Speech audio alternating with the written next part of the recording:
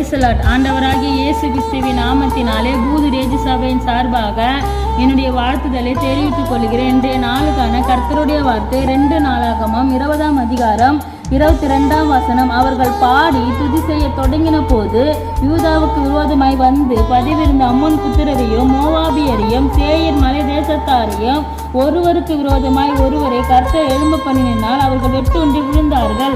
யோசபாத்துக்கு விரோதமாய் யுத்தம் பண்ண வரும்பொழுது உபவாசத்தோடும் துதியோடும் கூடி கர்த்தரை தேடி பாடி துதி செய்ய தொடங்கின போது ஒருவருக்கு விரோதமாய் ஒருவரை கர்த்தர் எழும்ப பண்ணி வெட்டுண்டு விழுந்தார்கள். ஆம் பிரியமானவர்களே, நமக்கும் விரோதமாய் அநேகர் எதிராய் வரலாம், சண்டையிடலாம், ஆயுதம் தீட்டலாம். நாம் செய்ய வேண்டியதெல்லாம் ஒன்றே ஒன்றுதான், கர்த்தரை எக்காலத்திலும் பாடி அவர் நாமத்தை உயர்த்தும் பொழுது நமக்கு விரோதமாய் 10,000 பேர் வந்தாலும் அது அணுகாதபடி காப்பார்.